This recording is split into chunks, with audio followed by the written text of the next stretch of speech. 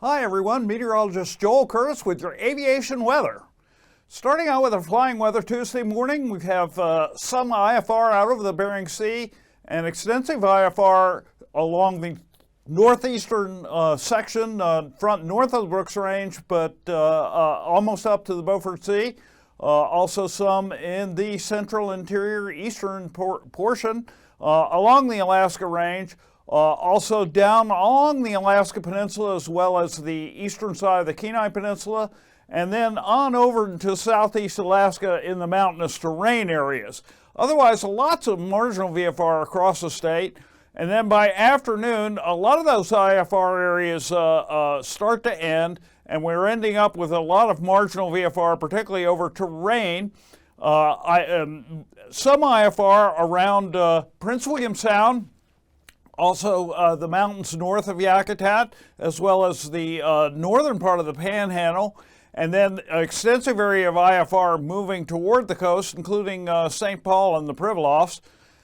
And then for Wednesday afternoon, we've got a really extensive area of IFR all along the west coast, down to the Alaska Peninsula, also over the central Brooks Range and down into the Yukon Flats a little bit.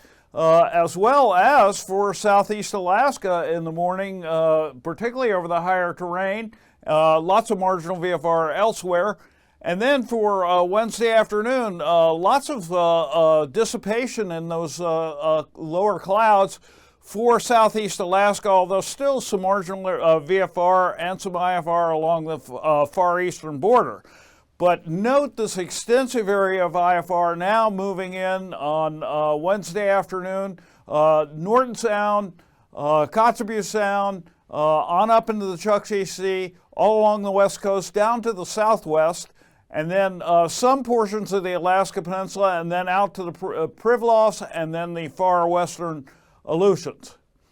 So for our past conditions, let's get started with Anaktuvik, marginal VFR tomorrow.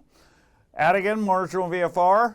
Lake Clark and Merrill, marginal VFR, and just an update to the turbulence, looking for some turbulence in that area as well. Also for Rainy Pass, and again an update, expecting turbulent conditions tomorrow. For Windy Pass, IFR becoming marginal VFR. Isabel Pass, IFR and improving to VFR in the afternoon. Mentasta Pass, marginal VFR becoming VFR. Tahitna Pass, marginal VFR. Portage Pass, IFR and expect turbulence, especially in the afternoon. Chilkoot and White Pass are expected to be IFR all day.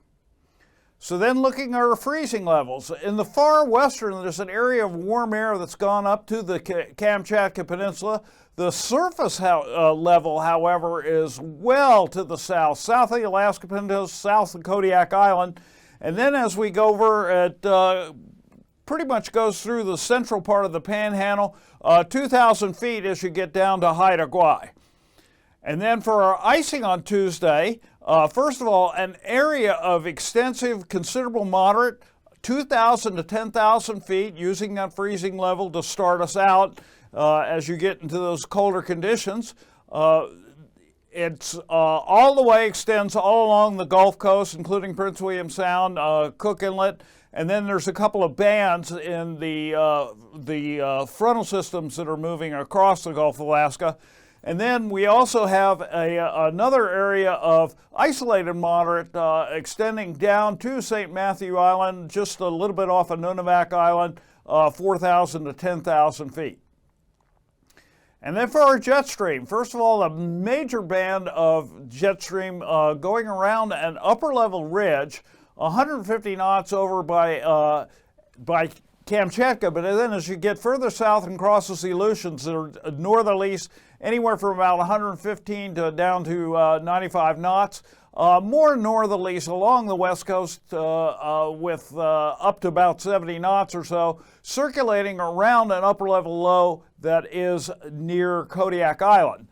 And then for our eastern sections of there, the jet really is staying south of the Panhandle. You might see maybe up to 60 knots or so westerlies by Ketchikan. Then for our 9,000 foot winds, they've dropped off quite a bit from the jet.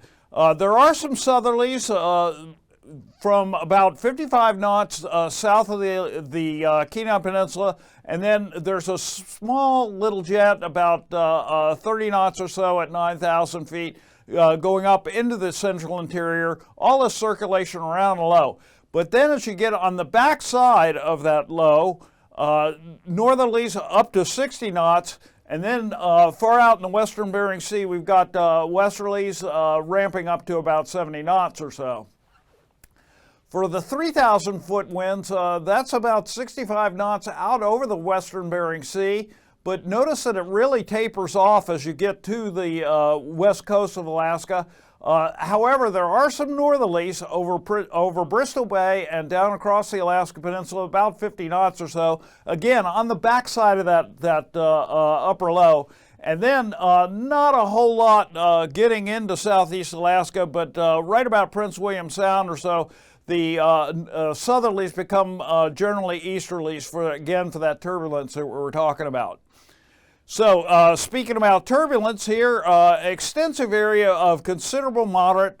I'm put down that the whole area is surface to 4,000 feet. That includes Kodiak Island, the Kenai Peninsula, Prince William Sound, into Cook Inlet, and then also across the area of the Bristol Bay, and then on up just about to Unalakleet, and then across the Alaska Peninsula, and then all the way out the Aleutians. So that's it. Be sure to file a flight plan and stay safe out there.